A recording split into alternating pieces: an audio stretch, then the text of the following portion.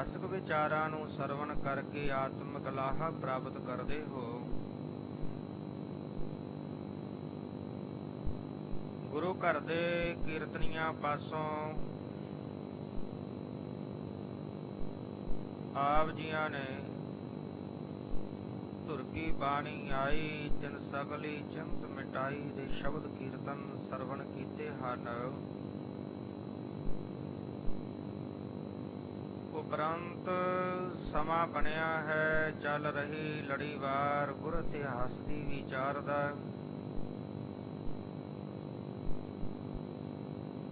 ਕੱਲ ਦੇ ਪ੍ਰਕਰਣ ਅੰਦਰ ਆਪ ਜੀਆਂ ਨੇ ਸਰਵਣ ਕੀਤਾ ਸੀ ਕਿ ਜਦੋਂ ਭਾਈ ਲੱਧਾ ਜੀ ਧੰਨ ਗੁਰੂ ਅਰਜਨ ਦੇਵ ਪਾਤਸ਼ਾਹ ਜੀ ਦੇ ਕੋਲ ਕੁਝ ਸਮਾਂ ਰਹਿ ਕਰਕੇ ਵਾਪਸ ਲਾਹੌਰ ਆਪਣੇ ਨਗਰ ਪਹੁੰਚੇ ਨੇ, ਲਾਹੌਰ ਦੀਆਂ ਸੰਗਤਾਂ ਮਿਲਣ ਵਾਸਤੇ ਘਰ ਪਹੁੰਚੀਆਂ। ਆ ਕੇ ਭਾਈ ਲੱਧਾ ਜੀ ਨੂੰ ਮਿਲੇ, ਸਤਿਗੁਰੂ ਪਾਤਸ਼ਾਹ ਜੀ ਦੇ ਦਰਬਾਰ ਦੇ ਬਾਬਤ, ਸਤਿਗੁਰੂ ਪਾਤਸ਼ਾਹ ਜੀ ਦੇ ਬਾਬਤ ਪੁੱਛਣਾ ਕੀਤਾ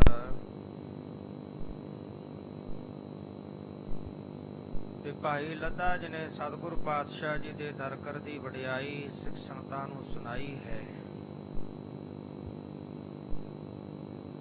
ਕਿ ਗੁਰੂ ਅਰਜਨ ਦੇਵ ਪਾਤਸ਼ਾਹ ਜੀ ਦੇ ਘਰ ਦੀ ਮਹਿਮਾ ਨੂੰ ਮੈਂ ਬਿਆਨ ਨਹੀਂ ਕਰ ਸਕਦਾ।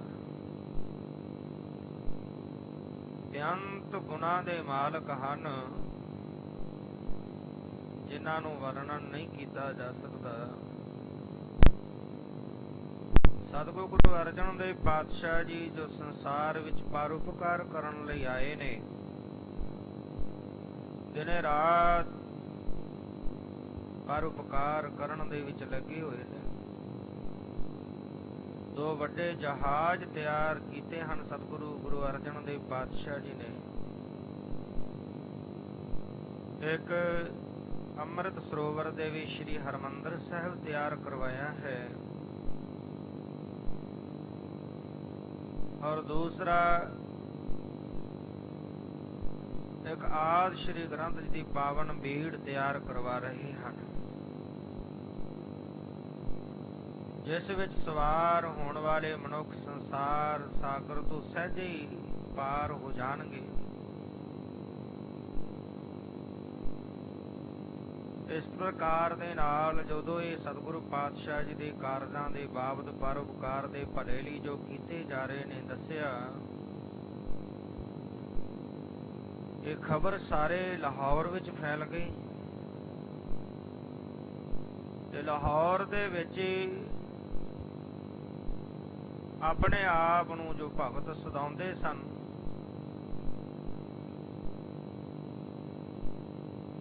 ਰਹਿਣ ਵਾਲੇ ਕਾਨਾ, ਸ਼ਾਹ ਹੁਸੈਨ, ਛੱਜੂ ਤੇ ਪੀਲੋ, ਇਹ ਵੀ ਲਾਹੌਰ ਵਿੱਚ ਰਹਿੰਦੇ ਸਨ। ਇਹਨਾਂ ਨੇ ਵੀ ਸੁਣਿਆ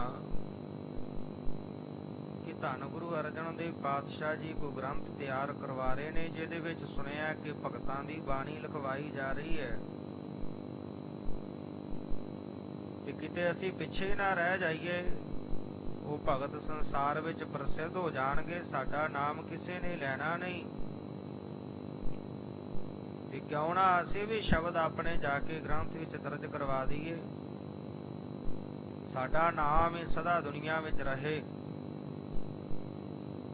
ਹੁਣ ਵਿਚਾਰ ਕੀਤੀ ਕਿ ਦੱਸਿਆ ਕਿੰਨੇ ਹੈ, ਖਬਰ ਕੌਣ ਲੈ ਕੇ ਆਇਆ, ਉਸ ਕੋਲੋਂ ਪਹਿਲਾਂ ਪਤਾ ਕਰ ਲਈਏ। ਸ਼ਾਹ ਹੁਸੈਨ ਨੇ ਆਪਣਾ ਸੇਵਕ ਭੇਜਿਆ ਤੇ ਭਾਈ ਲੱਧਾ ਜੀ ਨੂੰ ਬੁਲਾਇਆ ਗਿਆ। ਭਾਈ ਲੱਧਾ ਜੀ ਆਏ, ਪੁੱਛਿਆ ਹੁਣ ਭਾਈ ਲੱਧਾ ਜੀ ਦੇ ਕੋਲੋਂ ਕਿ ਸਤਿਗੁਰੂ ਜੀ ਕੀ ਕਾਰਜ ਕਰਦੇ ਨੇ, ਸਾਰਾ ਦਿਨ ਕਿਸ ਕਾਰਜਾਂ ਵਿੱਚ ਪਰਚੇ ਰਹਿੰਦੇ ਨੇ। ਤੇ ਭਾਈ ਲੱਧਾ ਜੀ ਨੇ ਦੱਸਿਆ ਕਿ ਦੋ ਵੱਡੇ ਪਰਉਪਕਾਰ ਦੇ ਕਾਰਜ, ਦੋ ਜਹਾਜ਼ ਬਣਾਏ ਨੇ, ਸ਼੍ਰੀ ਹਰਿਮੰਦਰ ਸਾਹਿਬ ਤੇ ਦੂਸਰਾ ਆਦਿ ਸ਼੍ਰੀ ਗ੍ਰੰਥ ਜੀ ਦੀ ਪਾਵਨ ਬੀੜ ਤਿਆਰ ਕਰਵਾ ਰਹੇ ਨੇ, ਜੋ ਬਹੁਤ ਹੀ ਤਿਆਰ ਹੋ ਚੁੱਕੀ ਹੈ, ਬਸ ਕੁਝ ਕਾਰਜ ਬਾਕੀ ਰਹਿ ਗਏ ਹੈ। ਭਗਤ ਸਾਹਿਬਾਨ ਦੀ ਬਾਣੀ ਪਹਿਲਾਂ ਗੁਰੂ ਸਾਹਿਬਾਨ ਦੀ ਬਾਣੀ ਲਿਖਦੇ ਹਨ, ਫਿਰ ਭਗਤਾਂ ਦੀ ਬਾਣੀ ਲਿਖਵਾਈ ਜਾਂਦੀ ਹੈ। ਭਾਈ ਗੁਰਦਾਸ ਜੀ ਲਿਖਣ ਦੀ ਸੇਵਾ ਕਰਦੇ ਨੇ। ਰਾਗਾਂ ਵਿੱਚ ਸਤਿਗੁਰੂ ਪਾਤਸ਼ਾਹ ਜੀ ਬਾਣੀ ਲਿਖ ਰਹੇ ਨੇ।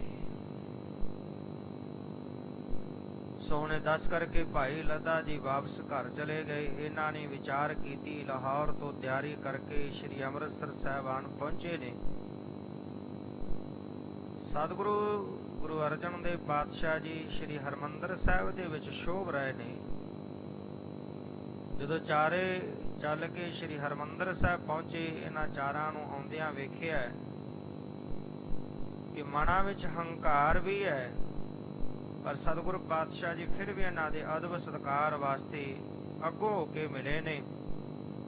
ਆਓ ਇੱਥੋਂ ਅਗਲੇਰੇ ਪ੍ਰਕਰਨ ਨਾਲ ਜੁੜਨ ਵਾਸਤੇ, ਮਨ ਬਿਰਤੀਆਂ ਨੂੰ ਇਕਾਗਰ ਕਰਨ ਵਾਸਤੇ ਰਸਨਾ ਦੇ ਕਲਿਆਣ ਹਿਤ ਆਖਣਾ ਕਰੀਏ ਜੀ। ਸਤਨਾਮ ਸ੍ਰੀ ਵਾਹਿਗੁਰੂ ਸਾਹਿਬ ਜੀ। ਸਤਨਾਮ ਸ੍ਰੀ ਵਾਹਿਗੁਰੂ ਸਾਹਿਬ ਜੀ। ਸਵਈਆ ਛੰਦ ਦਰਸ਼ਨ ਦੀਨ ਕਿਰਤਾਰਥ ਕੀਨਸ, ਪਰਮਾਰਥ ਮਨ ਪੀਨਸ ਨੀਤ। ਜਦੋਂ ਚੱਲ ਕੇ ਚਾਰੇ ਜਣੇ ਸ੍ਰੀ ਹਰਿਮੰਦਰ ਸਾਹਿਬ ਪਹੁੰਚੇ,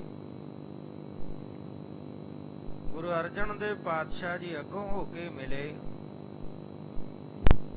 ਕਹਿਣ ਲੱਗੇ ਕਿ ਤਾਂ ਅੱਜ ਤੁਸੀਂ ਦਰਸ਼ਨ ਦੇ ਕੇ ਕਿਰਤਾਰਥ ਕੀਤਾ ਹੈ, ਤੇ ਆਪ ਜੀ ਨੇ ਹਰ ਰੋਜ਼ ਜੋ ਗਿਆਨ ਨੂੰ ਧਾਰਨ ਕਰਨ ਦੀ ਰੀਤੀ ਹੈ ਉਹ ਅਪਣਾਈ ਹੋਈ ਹੈ। ਹਰ ਰੋਜ਼ ਗਿਆਨ ਹਿਰਦੇ ਵਿੱਚ ਧਾਰਨ ਕਰਕੇ ਰੱਖਦੇ ਹੋ। ਵਿਚਰੋ ਨਰਨ ਉਧਾਰਨ ਕਾਰਨ, ਕਰੇ ਨਿਹਾਰਨ ਹੋਏ ਸੁਖ ਜੀਤ। ਤੁਸੀਂ ਸੰਸਾਰ ਦੇ ਵੱਖ-ਵੱਖ ਥਾਵਾਂ ਦਾ ਭਰਮਣ ਕਰਦੇ ਹੋ। ਸੰਸਾਰ ਦੇ ਲੋਕਾਂ ਨੂੰ ਤਾਰਨ ਵਾਸਤੇ ਸੰਸਾਰ ਦੇ ਵੱਖ-ਵੱਖ ਥਾਵਾਂ ਤੇ ਜਾ ਕੇ ਭਰਮਣ ਕਰਦਿਆਂ ਸੰਸਾਰ ਦੇ ਲੋਕਾਂ ਨੂੰ ਤਾਰਦੇ ਹੋ। ਤੇ ਕਰੇ ਨਿਹਾਰਨ ਹੋਏ ਸੁਖ ਨੀਤ। ਜਿਹੜੇ ਤੁਹਾਡੇ ਕੋਲ ਚੱਲ ਕੇ ਆਉਂਦੇ ਨੇ, ਤੁਹਾਡੇ ਦਰਸ਼ਨ ਕਰਦੇ ਨੇ, ਤੁਸੀਂ ਉਹਨਾਂ ਨੂੰ ਤਾਰ ਦਿੰਦੇ ਹੋ ਤੇ ਤੁਹਾਡੇ ਦਰਸ਼ਨ ਕਰਕੇ ਹਰ ਪ੍ਰਕਾਰ ਦੇ ਨਾਲ ਜੀਵ ਸੁਖ ਪ੍ਰਾਪਤ ਕਰ ਲੈਂਦੇ ਨੇ। ਕਿਉਂਕਿ ਮਨੁੱਖ ਦੇ ਅੰਦਰ ਜੇਕਰ ਹੰਕਾਰ ਦੀ ਬਿਰਤੀ ਹੋਵੇ ਨਾ, ਫਿਰ ਮਨੁੱਖ ਚਾਹੁੰਦਾ ਕਿ ਸੰਸਾਰ ਵਿੱਚ ਮੇਰੀ ਉਪਮਾ ਹੋਵੇ। ਸੰਸਾਰ ਦੇ ਬਾਕੀ ਲੋਕਾਂ ਨਾਲੋਂ ਆਪਣੇ ਆਪ ਨੂੰ ਹੰਕਾਰੀ ਮਨੁੱਖ ਵੱਡਾ ਸਦਾਉਂਦਾ ਕਿ ਮੈਂ ਵੱਡਾ, ਬਾਕੀ ਸਭ ਮੇਰੇ ਤੋਂ ਛੋਟੇ ਨੇ। ਤੇ ਹੰਕਾਰ ਜਿਹੜਾ ਉਹ ਮਨੁੱਖ ਨੂੰ ਉੱਚੇ ਚੜਾ ਕੇ ਫਿਰ ਬਹੁਤ ਨੀਵੀਂ ਖੱਡ ਵਿੱਚ ਸੁੱਟ ਦਿੰਦਾ ਹੈ, ਜਿੱਥੋਂ ਮਨੁੱਖ ਮੁੜ ਕੇ ਉਹਦੇ ਵਾਸਤੇ ਨਿਕਲਣਾ ਬਹੁਤ ਔਖਾ ਹੋ ਜਾਂਦਾ ਹੈ। ਕਿਉਂਕਿ ਹਰ ਜਿਉ ਹੰਕਾਰ ਨਾ ਭਾਵਈ, ਵੇਦ ਕੂਕ ਸੁਣਾਵੇ। ਭਗਤਾਂ ਨਾਲ ਵੀ ਉਸ ਵਕਤ ਦੇ ਲੋਕਾਂ ਨੇ ਹੰਕਾਰ ਦੀ ਬਿਰਤੀ ਧਾਰਨ ਕੀਤੀ ਕਿ ਅਸੀਂ ਵੱਡੇ ਆ, ਇਹ ਨੀਵੀਂ ਜਾਤ ਦੇ ਨੇ। ਕਬੀਰ ਸਾਹਿਬ ਨਾਲ ਵੀ ਮਜ਼ਾਕ ਕੀਤਾ, ਆਪੇ ਚਿੱਠੀਆਂ ਲਿਖ ਕੇ ਭੇਜ ਦਿੱਤੀਆਂ ਕਬੀਰ ਸਾਹਿਬ ਵੱਲੋਂ ਕਿ ਅੱਜ ਮੇਰੇ ਘਰ ਵਿੱਚ ਭੋਜਨ ਪ੍ਰਸ਼ਾਦ ਹੈ, ਛਕਣ ਵਾਸਤੇ ਆਓ, ਮੈਂ ਯੱਗ ਕਰ ਰਿਹਾ ਕਿ ਭਗਤ ਕੋਲੋਂ ਹੁਣ ਭੋਜਨ ਛਕਾਇਆ ਨਹੀਂ ਜਾਣਾ। ਸੰਸਾਰ ਇਹਦੀ ਜੈ ਜੈਕਾਰ ਕਰਦਾ, ਲੋਕ ਮੁੜ ਕੇ ਦੀ ਨਿੰਦਿਆ ਕਰਨਗੇ। ਪਰਮੇਸ਼ਰ ਨੇ ਆਪ ਭਗਤ ਦੀ ਪੈਜ ਰੱਖੀ ਤੇ ਟੁੱਟ ਲੰਗਰ ਵਰਤਿਆ। ਨਾਮਦੇਵ ਜੀ ਭਗਤੀ ਕਰਨ ਵਾਸਤੇ, ਪਰਮੇਸ਼ਰ ਨਾਲ ਜੁੜਨ ਵਾਸਤੇ ਧਰਮ ਮੰਦਰ ਦੇ ਵਿੱਚ ਚੱਲ ਕੇ ਗਏ ਤੇ ਉਹਨਾਂ ਨੂੰ ਧੱਕੇ ਮਾਰ ਕੇ ਬਾਹਰ ਕੱਢ ਦਿੱਤਾ। ਹੰਕਾਰੀਆਂ ਨਿੰਦਕਾਂ ਪਿੱਠ ਦੇ ਨਾਮਦੇਵ ਮੁਖ ਲਾਇਆ। ਹੰਕਾਰੀਆਂ ਨੂੰ ਪਿੱਠ ਦੇ ਦਿੱਤੀ। ਉਹ ਮੰਦਰ ਦਾ ਪਿਛਲਾ ਪਾਸਾ ਜਿਹੜਾ ਸੀ ਘੁਮਾ ਕੇ ਮੁੱਖ ਦੁਆਰ ਨਾਮਦੇਵ ਵੱਲ ਕਰ ਦਿੱਤਾ ਤੇ ਪਿਛਲਾ ਪਾਸਾ ਹੰਕਾਰੀਆਂ ਵੱਲ ਪਿੱਠ ਦੇ ਦਿੱਤੀ ਉਹਨਾਂ ਨੂੰ। ਸੋ ਗੁਰੂ ਨਾਨਕ ਦੇ ਘਰ ਦੇ ਵਿੱਚ ਵੀ ਹੰਕਾਰ ਨਹੀਂ ਪਾਉਂਦਾ। ਹੁਣ ਮਨ ਵਿੱਚ ਹੰਕਾਰ ਧਾਰਨ ਕਰਕੇ ਆਏ ਤੇ ਚਾਹੁੰਦੇ ਇਹੀ ਸਨ ਕਿ ਸਾਡੀ ਵਡਿਆਈ ਹੋਵੇ, ਸਾਡਾ ਸੁਜਸ ਹੋਵੇ, ਸਾਨੂੰ ਮਾਣ ਮਿਲੇ। ਤੇ ਹੁਣ ਗੁਰੂ ਨਾਨਕ ਦੇਵ ਪਾਤਸ਼ਾਹ ਜੀ ਨੇ ਪਹਿਲਾਂ ਹੀ ਜਾਣ ਲਿਆ ਸੀ ਕਿ ਹਿਰਦੇ ਅੰਦਰ ਹੰਕਾਰ ਦੀ ਬਿਰਤੀ ਇਹਨਾਂ ਨੇ ਧਾਰਨ ਕੀਤੀ ਹੋਈ ਹੈ। ਹੰਕਾਰ ਧਾਰਨ ਕਰਕੇ ਆਏ ਨੇ ਕਿ ਅਸੀਂ ਤਾਂ ਬਾਕੀ ਭਗਤਾਂ ਨਾਲੋਂ ਵੱਡੇ ਆ। ਸਤਿਗੁਰੂ ਪਾਤਸ਼ਾਹ ਜੀ ਨੇ ਇਹਨਾਂ ਦੀ ਹੋਰ ਉਪਮਾ ਕਰ ਦਿੱਤੀ। ਜਦੋਂ ਉਪਮਾ ਕੀਤੀ ਤੇ ਹੋਰ ਨੇ ਫੁੱਲੇ ਸਮਾਏ ਕਿ ਸਾਡੇ ਵਰਗਾ ਸ੍ਰੇਸ਼ਟ ਭਗਤ ਕੌਣ ਹੋ ਸਕਦਾ ਹੈ। ਸਤਿਗੁਰੂ ਪਾਤਸ਼ਾਹ ਜੀ ਕਹਿਣ ਲੱਗੇ ਕਿ ਤੁਸੀਂ ਜਿਹੜਾ ਵੀ ਤੁਹਾਡੇ ਕੋਲ ਚੱਲ ਕੇ ਆਉਂਦਾ ਹੈ ਉਹਦਾ ਉਧਾਰ ਕਰਦੇ ਹੋ। ਤੁਹਾਡੇ ਦਰਸ਼ਨ ਕਰਕੇ ਜੀਵ ਜਿਹੜਾ ਉਹ ਸੁੱਖਾਂ ਦੀ ਪ੍ਰਾਪਤੀ ਕਰ ਲੈਂਦਾ ਹੈ। ਮਿਲੋ ਸਧਾਰਨ ਮੋਹ ਵਿਦਾਰਨ, ਸਧਾਰਨ ਰੂਪ ਵਿੱਚ ਮਿਲੇ ਹੋ ਤੇ ਮੋਹ ਦਾ ਤੁਸੀਂ ਨਾਸ਼ ਕਰਨ ਵਾਲੇ ਹੋ। ਤਾਰਨ ਦੁਖ ਟਾਰਨ ਕੀ ਰੀਤ, ਤੇ ਵੱਡੇ ਜਿਹੜੇ ਦੁੱਖ ਨੇ ਦੁੱਖਾਂ ਨੂੰ ਤੁਸੀਂ ਦੂਰ ਕਰਨ ਵਾਲੇ ਹੋ। ਤਾਰਨ ਤਰਨ ਸ਼ਰਨ ਪ੍ਰਤ ਪਾਰਨ, ਜਿਹੜਾ ਵੀ ਤੁਹਾਡੀ ਸ਼ਰਨ ਵਿੱਚ ਆਉਂਦਾ ਉਸ ਨੂੰ ਤੁਸੀਂ ਸੰਸਾਰ ਸਾਗਰ ਤੋਂ ਉਤਾਰਦੇ ਹੋ, ਉਹਦੀ ਪ੍ਰਤਪਾਲਨਾ ਕਰਦੇ ਹੋ। ਜੀਤ ਵਿਕਾਰਨ ਤੇ ਵਿਪਰੀਤ, ਤੇ ਉਲਟ ਕਰਨ ਵਾਲੀਆਂ ਜਿਹੜੀਆਂ ਵਿਕਾਰ ਦੀਆਂ ਰੀਤੀਆਂ ਨੇ ਉਹਨਾਂ ਤੇ ਤੁਸੀਂ ਜਿੱਤ ਪਾਈ ਹੋਈ ਹੈ।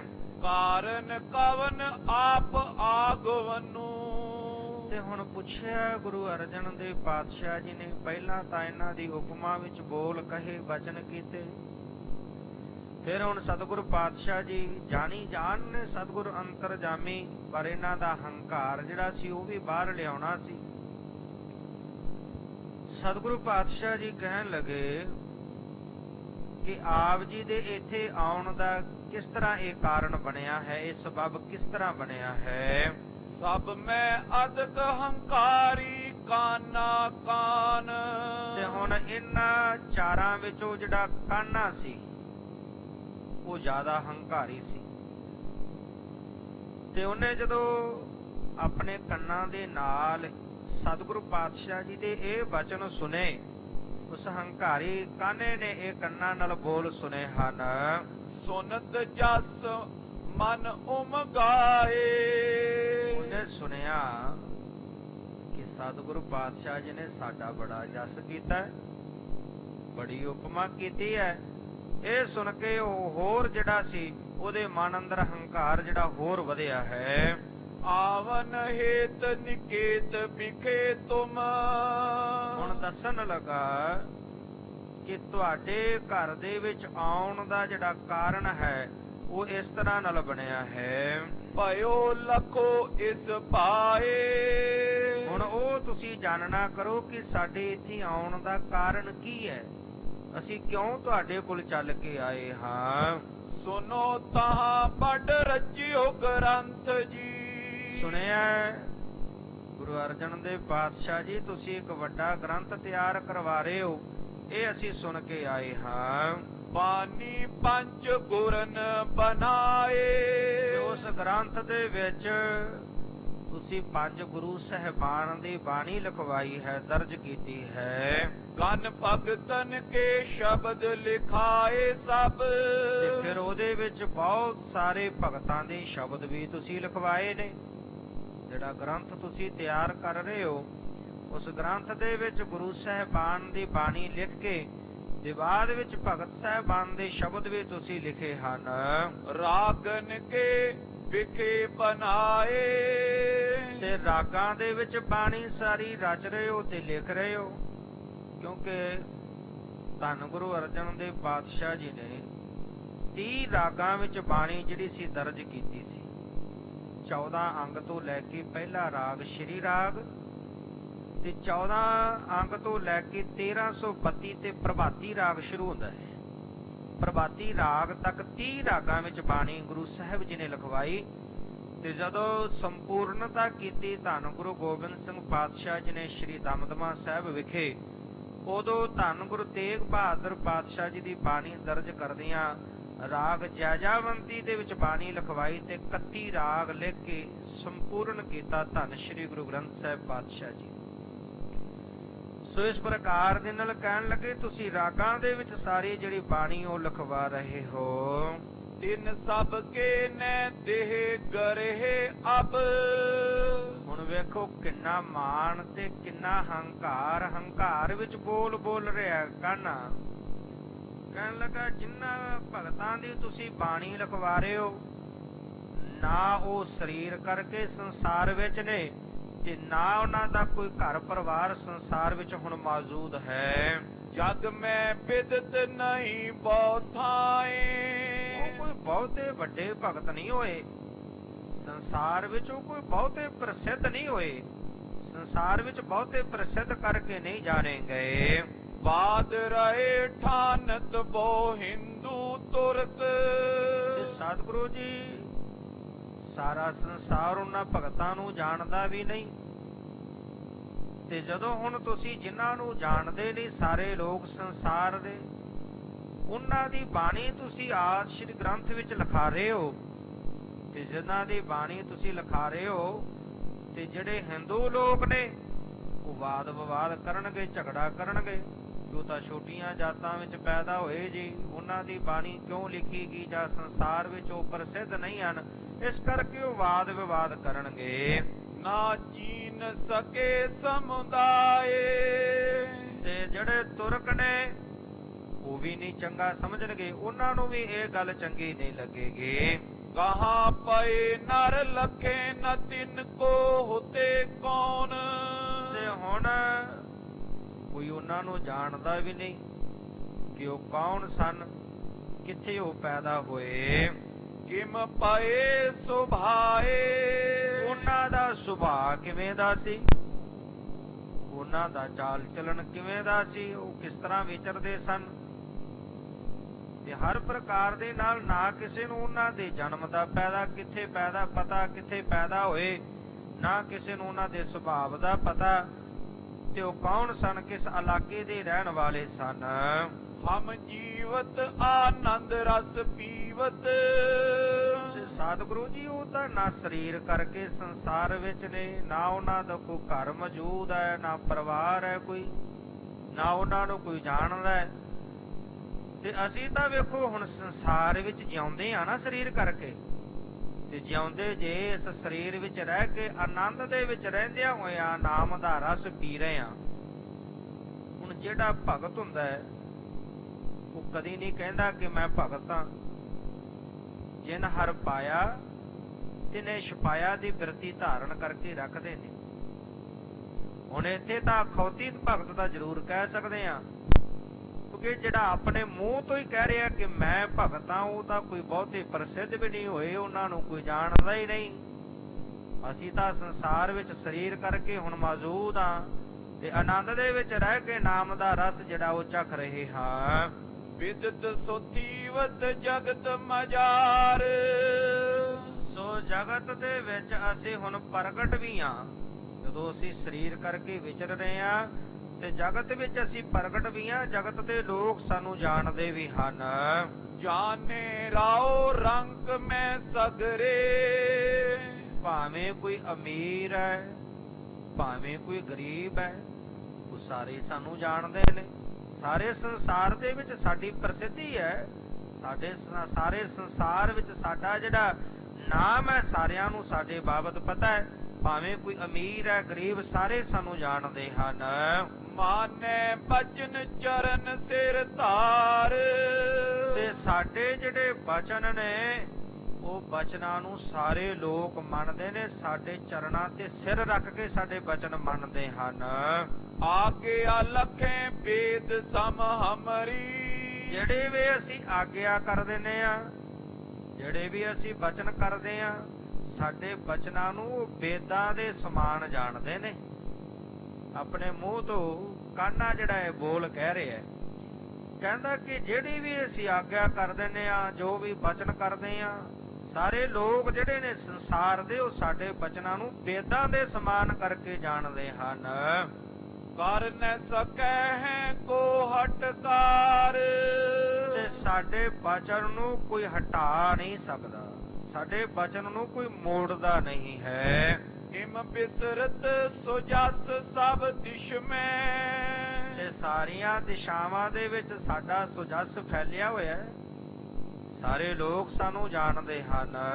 ਤੁਮ ਗਿਆਨੈ ਜਾਣਤ ਏ ਸਾਰ, ਸਤਿਗੁਰੂ ਜੀ ਤੁਸੀਂ ਇਸ ਗੱਲ ਨੂੰ ਨਹੀਂ ਜਾਣਦੇ, ਸਾਰਾ ਸੰਸਾਰ ਸਾਨੂੰ ਜਾਣਦਾ ਹੈ, ਸਾਰੀਆਂ ਦਿਸ਼ਾਵਾਂ 'ਚ ਸਾਡਾ ਨਾਂ ਚੱਲਦਾ ਹੈ, ਸਾਰਿਆਂ ਨੂੰ ਪਤਾ ਹੈ, ਤੇ ਕੀ ਗੱਲ ਤੁਸੀਂ ਇਹ ਸਾਰੀ ਗੱਲ ਨੂੰ ਨਹੀਂ ਜਾਣਦੇ ਹੋ? ਬਾਣੀ ਲਿਖੀ ਮਿਰਤਕ ਜੇ ਹੋਏਗੇ, ਤੇ ਜਿਹੜੇ ਸਰੀਰ ਕਰਕੇ ਸੰਸਾਰ ਵਿੱਚ ਹੀ ਨਹੀਂ, ਜਿਹੜੇ ਸਰੀਰ ਦਾ ਤਿਆਗ ਕਰਕੇ ਸੰਸਾਰ ਤੋਂ ਕੂਚ ਕਰ ਚੁੱਕੇ ਨੇ, ਚਲੇ ਗਏ ਨੇ, ਬਿਆਨਾ ਕਰ ਗਏ ਨੇ, ਤੇ ਜੇ ਤੁਸੀਂ ਉਹਨਾਂ ਦੀ ਬਾਣੀ ਸ਼੍ਰੀ ਗ੍ਰੰਥ ਦੇ ਵਿੱਚ ਲਿਖ ਰਹੇ ਹੋ, ਹਾਂਜੀ, ਹਮ ਜੀਵਤ ਕੀ ਸੁਧ ਨੈ ਲੀਨ, ਅਸੀਂ ਤਾਂ ਜੇ ਸਰੀਰ ਕਰਕੇ ਜਿਉਂਦੇ ਆ, ਸਰੀਰ ਕਰਕੇ ਸੰਸਾਰ ਵਿੱਚ, ਉਹ ਤਾਂ ਸਰੀਰ ਕਰਕੇ ਸੰਸਾਰ ਵਿੱਚ ਵੀ ਨਹੀਂ ਰਹੇ, ਤੇ ਤੁਸੀਂ ਤਾਂ ਵੀ ਉਹਨਾਂ ਦੀ ਬਾਣੀ ਲਿਖ ਰਹੇ ਹੋ, ਤੇ ਅਸੀਂ ਤਾਂ ਜੇ ਸਰੀਰ ਕਰਕੇ ਸੰਸਾਰ ਵਿੱਚ ਜਿਉਂਦੇ ਫਿਰਦੇ ਹਾਂ। ਜੇ ਹਮਰੇ ਤੁਮ ਸ਼ਬਦ ਲਿਖੋ ਨੇ, ਤੇ ਦੇਖੋ ਕਿੰਨਾ ਮਨ ਅੰਦਰ ਹੰਕਾਰ, ਕਹਿਣ ਲੱਗੇ ਕਿ ਜੇ ਤੁਸੀਂ ਸਾਡੇ ਰਚੇ ਹੋਏ ਸ਼ਬਦ, ਉਹ ਜਿਹੜਾ ਗ੍ਰੰਥ ਤੁਸੀਂ ਤਿਆਰ ਕਰ ਰਹੇ ਹੋ ਨਾ, ਉਸ ਗ੍ਰੰਥ ਦੇ ਵਿੱਚ ਸਾਡੇ ਉਚਾਰਨ ਕੀਤੇ ਹੋਏ ਜਿਹੜੇ ਸ਼ਬਦ ਨੇ ਰਚੇ ਹੋਏ ਜੇ ਨਹੀਂ ਲਿਖੋਗੇ, ਕਿਮ ਪਰਮਾਨ ਹੋਏ ਗ੍ਰੰਥ ਨਵੀਨ, ਤੇ ਇਹ ਜਿਹੜਾ ਨਵਾਂ ਗ੍ਰੰਥ ਤੁਸੀਂ ਤਿਆਰ ਕਰ ਰਹੇ ਹੋ, ਬਣਾ ਰਹੇ ਹੋ, ਇਹਨੂੰ ਸੰਸਾਰ ਦੇ ਲੋਕ ਕਿਵੇਂ ਮੰਨਣਗੇ? ਹੁਣ ਹੰਕਾਰ ਦੀ ਬਦਬੂ ਆ ਰਹੀ ਹੈ ਬੋਲਾਂ ਚੋਂ। ਕਹਿਣ ਲੱਗੇ ਜੇਕਰ ਸਾਡੇ ਸ਼ਬਦ ਹੀ ਨਹੀਂ ਤੁਸੀਂ ਇਸ ਗ੍ਰੰਥ ਵਿੱਚ ਲਿਖੋਗੇ, ਤੇ ਇਹ ਸੰਸਾਰ ਦੇ ਲੋਕ ਜਿਹੜੇ ਨੇ ਇਸ ਗ੍ਰੰਥ ਨੂੰ ਨਹੀਂ ਮੰਨਣਗੇ, ਇਹ ਨਾ ਮੰਨਣ ਯੋਗ ਹੋਵੇਗਾ। ਸੁਨੇ ਨਾ ਪੜੇ ਨਾ ਕਯੋ ਨਾ ਮਾਨੈ, ਨਾ ਕੋਈ ਸੁਣੇਗਾ ਇਹਨਾਂ ਸ਼ਬਦਾਂ ਨੂੰ ਜਿਹੜੇ ਤੁਸੀਂ ਬਾਕੀ ਸ਼ਬਦ ਲਿਖ ਰਹੇ ਹੋ, ਜੇਕਰ ਇਹਦੇ ਵਿੱਚ ਸਾਡੇ ਸ਼ਬਦ ਨਾ ਲਿਖੇ, ਤੇ ਬਾਕੀ ਸ਼ਬਦਾਂ ਨੂੰ ਕਿਸੇ ਨੇ ਸੁਣਨਾ ਨਹੀਂ, ਨਾ ਕਿਸੇ ਨੇ ਪੜ੍ਹਨਾ, ਕਿਉਂ ਨਾ ਮੰਨਣਾ, ਤੇ ਜੋ ਇਹਦੇ ਵਿੱਚ ਕਿਹਾ ਗਿਆ ਉਹ ਕੋਈ ਮੰਨੇਗਾ ਨਹੀਂ। ਲਿਖੇ ਨਾ ਜੇ ਨਰ ਅਧਿਕ ਪ੍ਰਵੀਨ, ਤੇ ਜੇ ਸਾਡੇ ਜਿਹੜੇ ਅਸੀਂ ਬੜੇ ਗਿਆਨਵਾਨ ਆ, ਬੜੇ ਪ੍ਰਵੀਨ ਆ, ਤੇ ਜੇਕਰ ਤੁਸੀਂ ਸਾਡੇ ਸ਼ਬਦ ਨਾ ਲਿਖੇ, ਤੇ ਲੋਕ ਨਾ ਪੜਨਗੇ, ਨਾ ਸੁਣਨਗੇ, ਨਾ ਫਿਰ ਬਾਕੀ ਕੋਈ ਕਹੀ ਹੋਈ ਗੱਲ ਨੂੰ ਮੰਨਣਗੇ। ਜਾਂ ਤੇ ਨੀਕੀ ਬਾਤ ਨ ਕੀਨਸ, ਇਸ ਕਰਕੇ ਸਤਿਗੁਰੂ ਜੀ ਤੁਸੀਂ ਇਹ ਚੰਗੀ ਗੱਲ ਨਹੀਂ ਕੀਤੀ। ਕਾਨਾ ਕਹਿ ਰਿਹਾ ਗੁਰੂ ਅਰਜਨ ਦੇਵ ਪਾਤਸ਼ਾਹ ਜੀ ਨੂੰ, ਕਹਿੰਦਾ ਸਤਿਗੁਰੂ ਜੀ ਇਹ ਤੁਸੀਂ ਚੰਗੀ ਰੀਤੀ ਨਹੀਂ ਕੀਤੀ ਹੈ। ਤੁਮ ਹੋ ਜਗ ਗੁਰੂ ਲੀਜੋ ਜੀਨ, ਤੁਸੀਂ ਜਗਤ ਗੁਰੂ ਹੋ, ਸਾਰੇ ਸੰਸਾਰ ਦੇ ਵਿੱਚ ਤੁਹਾਡਾ ਨਾਮ ਹੈ, ਸਾਰੇ ਜਾਣਦੇ ਨੇ, ਇਸ ਕਰਕੇ ਤੁਸੀਂ ਇਹ ਚੰਗੀ ਗੱਲ ਨਹੀਂ ਕੀਤੀ ਹੈ। ਬੋਲੇ ਸ਼੍ਰੀ ਅਰਜਨ ਹਮ ਬਾਨੀ, ਜਿਤ ਕਿਤ ਹੁਤੀ ਕਰੀ ਕਥਾਏ। ਧੰਨ ਗੁਰੂ ਅਰਜਨ ਦੇਵ ਪਾਤਸ਼ਾਹ ਜੀ ਨੇ ਜਦੋਂ ਕਾਨੇ ਦੇ ਹੰਕਾਰ ਭਰੇ ਬੋਲ ਸੁਣੇ, ਸੁਣ ਕੇ ਧੰਨ ਗੁਰੂ ਅਰਜਨ ਦੇਵ ਪਾਤਸ਼ਾਹ ਜੀ ਬੋਲੇ, ਕਹਿਣ ਲੱਗੇ ਕਿ ਅਸੀਂ ਜੋ ਗ੍ਰੰਥ ਤਿਆਰ ਕਰਵਾ ਰਹੇ ਹਾਂ, ਜਿੰਨੀ ਵੀ ਜੋ ਬਾਣੀ ਹੈ ਗੁਰੂ ਸਾਹਿਬਾਨ ਦੀ, ਗੁਰੂ ਨਾਨਕ ਦੇਵ ਪਾਤਸ਼ਾਹ ਜੀ ਤੋਂ ਲੈ ਕਰਕੇ, ਉਹ ਸਾਰੀ ਬਾਣੀ ਵੱਖ-ਵੱਖ ਸੀ, ਵੱਖ-ਵੱਖ ਥਾਵਾਂ ਤੇ ਪਈ ਹੋਈ ਸੀ, ਸੋ ਸਾਰੀ ਉਹ ਬਾਣੀ ਜਿਹੜੀ ਹੈ ਇੱਕ ਜਗ੍ਹਾ ਤੇ ਅਸੀਂ ਇਕੱਤਰ ਕਰਵਾ ਰਹੇ ਹਾਂ। ਬ੍ਰਿੰਦ ਭਗਤ 100 ਲੱਖ ਕਰੇ ਆਏ, 300 ਕਯੋ ਸੋ ਹਮ ਸਮਝਾਏ। ਤੇ ਬਹੁਤ ਸਾਰੇ ਜਿਹੜੇ ਭਗਤ ਹਨ, ਜਦੋਂ ਉਹਨਾਂ ਨੂੰ ਪਤਾ ਲੱਗਿਆ ਕਿ ਅਸੀਂ ਗ੍ਰੰਥ ਤਿਆਰ ਕਰ ਰਹੇ ਹਾਂ, ਗੁਰੂ ਸਾਹਿਬਾਨ ਦੀ ਬਾਣੀ ਇੱਕ ਜਗ੍ਹਾ ਤੇ ਇਕੱਠੀ ਕਰ ਰਹੇ ਹਾਂ, ਤੇ ਬਹੁਤ ਗਿਣਤੀ ਦੇ ਵਿੱਚ ਭਗਤ ਜਿਹੜੇ ਸਾਡੇ ਕੋਲ ਚੱਲ ਕੇ ਆਏ, ਤੇ ਜਦੋਂ ਚੱਲ ਕੇ ਆਏ ਉਹਨਾਂ ਨੇ ਵੀ ਬਾਣੀ ਕਿਹਾ ਵੀ ਸਾਡੇ ਗ੍ਰੰਥ ਦੇ ਵਿੱਚ ਦਰਜ ਕਰੋ, ਤੇ ਉਹਨਾਂ ਨੂੰ ਅਸੀਂ ਇੱਕ ਗੱਲ ਪਹਿਲਾਂ ਕਹਿ ਕੇ ਸਮਝਾ ਦਿੱਤੀ ਸੀ, ਗੁਰਬਾਣੀ ਅਨੁਸਾਰ ਬਣਾਈ, ਦੇਖ ਮਿਲਤ ਕੋ ਦਈ ਲਿਖਾਏ। ਕਿ ਜੇਕਰ ਤੁਹਾਡੇ ਬਣਾਏ ਹੋਏ ਸ਼ਬਦ, ਤੁਹਾਡੇ ਰਚੇ ਹੋਏ ਜਿਹੜੇ ਸ਼ਬਦ ਨੇ, ਉਹ ਗੁਰੂ ਸਾਹਿਬ ਦੀ ਬਾਣੀ ਦੇ ਨਾਲ ਮੇਲ ਖਾਂਦੇ ਹੋਣਗੇ, ਗੁਰੂ ਨਾਨਕ ਦੀ ਕਸੌਟੀ ਤੇ ਖਰੇ ਉਤਰਦੇ ਹੋਣਗੇ, ਅਸੀਂ ਜ਼ਰੂਰ ਲਿਖਾਂਗੇ। ਫਿਰ ਉਹਨਾਂ ਦੇ ਜਿਹੜੇ ਸ਼ਬਦ ਸਨ, ਜਿਹੜੇ ਗੁਰੂ ਦੀ ਬਾਣੀ ਨਾਲ ਮੇਲ ਖਾਂਦੇ ਸਨ, ਉਹ ਸ਼ਬਦ ਅਸੀਂ ਸ਼੍ਰੀ ਆਦਿ ਗ੍ਰੰਥ ਦੇ ਵਿੱਚ ਲਿਖਵਾਏ ਹਨ। ਤੁਮ ਅਬ ਆਏ ਕਰੋ ਸ਼ਬਦ ਨਿਜ, ਸੁਨੇ ਉਚਿਤ ਤਬ ਲਹੇ ਚੜਾਏ। ਤੇ ਹੁਣ ਤੁਸੀਂ ਚੱਲ ਕੇ ਆਏ ਹੋ, ਸਾਡੇ ਕੋਲ ਤੁਸੀਂ ਚੱਲ ਕੇ ਆਏ ਹੋ, ਤੇ ਹੁਣ ਤੁਸੀਂ ਵੀ ਕੋਈ ਸ਼ਬਦ ਜਿਹੜਾ ਉਹ ਸਾਨੂੰ ਸੁਣਾਓ। ਤੇ ਸ਼ਬਦ ਸੁਣਾਓਗੇ ਤੇ ਉਹ ਗੁਰੂ ਦੀ ਬਾਣੀ ਨਾਲ ਪੂਰਾ ਉਤਰਦਾ ਹੋਇਆ, ਮੇਲ ਖਾਂਦਾ ਹੋਇਆ, ਤੇ ਅਸੀਂ ਜ਼ਰੂਰ ਗ੍ਰੰਥ ਦੇ ਵਿੱਚ ਤੁਹਾਡੇ ਸ਼ਬਦ ਚੜਾ ਦਿਆਂਗੇ, ਲਿਖਵਾ ਦੇਵਾਂਗੇ। ਬ੍ਰਹਮ ਗਿਆਨ ਕੋ ਮਨ ਅਭਿਮਾਨਾ, ਸੁਨ ਕਾਨਾ ਔਰ ਹਰਖਤ ਹੋਏ। ਤੇ ਹੁਣ ਕਾਨਾ ਜਿਹੜਾ ਜਾਣਦਾ ਕਿ ਮੈਂ ਬ੍ਰਹਮ ਗਿਆਨੀ ਆ, ਮੇਰੇ ਕੋਲ ਬਹੁਤ ਗਿਆਨ ਹੈ, ਤੇ ਹੁਣ ਮਨ ਦੇ ਅੰਦਰ ਹੰਕਾਰ ਧਾਰਨ ਕਰਕੇ ਕਾਨਾ ਬੋਲਿਆ, ਬੜਾ ਪ੍ਰਸੰਨ ਹੋਇਆ। ਇਹ ਤਾਂ ਗੱਲ ਬਣ ਗਈ, ਗੁਰੂ ਪਾਤਸ਼ਾਹ ਨੇ ਕਹਿ ਦਿੱਤਾ ਕਿ ਤੁਹਾਡੇ ਸ਼ਬਦ ਲਿਖਾ ਦਿੰਨੇ ਆ, ਤੇ ਹੰਕਾਰ ਨੂੰ ਧਾਰਨ ਕਰਕੇ ਕਿ ਮੈਂ ਬਹੁਤ ਗਿਆਨਵਾਨ ਆ, ਬੋਲਿਆ, ਕਹਿਣ ਲੱਗਾ, ਜਾਨਿਓ ਗੁਰ ਅਨੁਸਾਰ ਹਮਾਰੇ, ਮੈਂ ਕਿਆ ਲਗੂ ਹੋ ਲਖੇ ਨ ਜੋਏ। ਕਹਿਣ ਲੱਗਾ ਕਿ ਗੁਰੂ ਪਾਤਸ਼ਾਹ ਸਾਡੇ ਅਨੁਸਾਰੀ ਹੋ ਗਏ ਨੇ, ਉਹਨਾਂ ਨੇ ਜਾਣ ਲਿਆ ਮੈਨੂੰ, ਮੈਂ ਕੋਈ ਛੋਟਾ ਭਗਤ ਥੋੜਾ, ਜਿਹੜੇ ਬਾਕੀ ਭਗਤਾਂ ਦੀ ਬਾਣੀ ਲਿਖੀ ਹੈ, ਮੈਂ ਕੋਈ ਉਹਨਾਂ ਤੋਂ ਛੋਟਾ। ਗੁਰੂ ਪਾਤਸ਼ਾਹ ਗੁਰੂ ਅਰਜਨ ਦੇਵ ਜੀ ਸਾਡੇ ਅਨੁਸਾਰੀ ਹੋ ਗਏ ਨੇ, ਤੇ ਮੈਂ ਕੋਈ ਬਾਕੀ ਭਗਤਾਂ ਦੇ ਵਿੱਚੋਂ ਛੋਟਾ ਭਗਤ ਨਹੀਂ ਹਾਂ। ਬਾਣੀ ਕਰੋ ਬਨਾਵਨ ਆਪਣੀ, ਬ੍ਰਹਮ ਗਿਆਨ ਕੇ ਵਿਖੇ ਪਰੋਏ। ਮੈਂ ਹੁਣ ਆਪਣੀ ਬਾਣੀ ਜਿਹੜੀ ਬਣਾਵਾਂਗਾ, ਜਿਹੜਾ ਸ਼ਬਦ ਸੁਣਾਵਾਂਗਾ, ਉਹਦੇ ਵਿੱਚ ਉਹਨੂੰ ਬ੍ਰਹਮ ਗਿਆਨ ਦੇ ਵਿੱਚ ਪਰੋ ਦਿਆਂਗਾ, ਬ੍ਰਹਮ ਗਿਆਨ ਦੇ ਵਿੱਚ ਪਰੋਤੀ ਹੋਈ ਬਾਣੀ ਮੈਂ ਸੁਣਾਵਾਂਗਾ। ਵਿਦ ਤੈ ਜਿਤ ਕਿਤ ਚਿਤ ਇਮ ਚਿਤਵਤ, ਬੋਲਿਓ ਸ਼ਬਦ ਅਹੰਗ ਬ੍ਰਹਮ ਸੋਏ। ਤੇ ਹੁਣ ਹਿਰਦੇ ਵਿੱਚ ਇਹਨੇ ਧਾਰਨ ਕੀਤਾ ਹੰਕਾਰ ਕਿ ਮੈਂ ਹੀ ਬ੍ਰਹਮ ਹਾਂ, ਆਪਣੇ ਆਪ ਨੂੰ ਬ੍ਰਹਮ ਜਾਣਦਿਆਂ ਹੋਇਆ ਹੰਕਾਰ ਵਿੱਚ ਆਇਆ, ਚਿੱਤ ਦੇ ਵਿੱਚ ਵਿਚਾਰਦਾ ਹੋਇਆ ਕਾਨਾ ਬੋਲਿਆ, ਸੁਣਾਉਣ ਲੱਗਾ ਆਪਣੀ ਰਚਨਾ। ਕਾਨੋ ਵਾਚ ਉਹੀ ਰੇ ਮੈਂ ਉਹੀ ਰੇ, ਜਾਂ ਕੋ ਵੇਦ ਪੁਰਾਨ ਸਭ ਗਾਵੇਂ, ਖੋਜਤ ਖੋਜ ਨ ਕੋਈ ਰੇ। ਕਹਿਣ ਲਗਾ ਉਹੀ ਰੇ ਮੈਂ ਉਹੀ ਰੇ, ਭਾਵ ਕਿ ਮੈਂ ਹੀ ਬ੍ਰਹਮ ਹਾਂ, ਮੈਂ ਹੀ ਬ੍ਰਹਮ ਹਾਂ। ਜਾਂ ਕੋ ਵੇਦ ਪੁਰਾਨ ਸਭ ਗਾਵੇਂ, ਜਿਹਨੂੰ ਵੇਦ ਵੀ ਗਾਉਂਦੇ ਨੇ, ਪੁਰਾਣ ਤੇ 27 ਸਿਮਰਤੀਆਂ ਵੀ ਗਾਉਂਦੀਆਂ ਨੇ। ਖੋਜਤ ਖੋਜ ਨਾ ਕੋਈ ਰੇ, ਜਿਹਨੂੰ ਖੋਜਣ ਵਿੱਚ ਸਾਰੇ ਲੱਗੇ ਨੇ, ਪਰ ਅੱਜ ਤੱਕ ਕੋਈ ਖੋਜ ਨਹੀਂ ਸਕਿਆ, ਉਹਦੀ ਭਾਲ ਨਹੀਂ ਕਰ ਸਕਿਆ। ਜਾਂ ਕੋ ਨਾਰਦ ਸਾਰਦ ਸੇਵੇਂ, ਸੇਵੇਂ ਦੇਵੀ ਦੇਵਾਰੇ। ਜਿਹਨੂੰ ਨਾਰਦ ਤੇ ਸਰਸਵਤੀ ਵੀ ਸੇਵਦੇ ਨੇ, ਆਰਾਧਦੇ ਨੇ, ਸੇਵਾ ਦੇਵੀ ਦੇਵਾਰੇ, ਤੇ ਦੇਵੀ ਦੇਵਤੇ ਵੀ ਉਹਦੀ ਪੂਜਾ ਕਰਦੇ ਹਨ। ਬ੍ਰਹਮਾ ਵਿਸ਼ਨ ਮਹੇਸ਼ ਆਰਾਧੇ, ਸਭ ਕਰਦੇ ਜਾਂ ਕੀ ਸੇਵਾ ਰੇ। ਜਿਹਨੂੰ ਬ੍ਰਹਮਾ ਵਿਸ਼ਨੂੰ ਸ਼ਿਵ ਜੀ ਵੀ ਆਰਾਧਦੇ ਨੇ, ਸਭ ਕਰਦੇ ਜਾਂ ਕੀ ਸੇਵਾ ਰੇ, ਜਿਹਦੀ ਸਾਰੇ ਸੇਵਾ ਕਰਦੇ ਹਨ। ਕਹਿ ਕਾਨਾ ਅਸਮਮ ਸਰੂਪ ਹੈ, ਅਪਰੰਪਰ ਲਖ ਅਪੇਵਾਰੇ।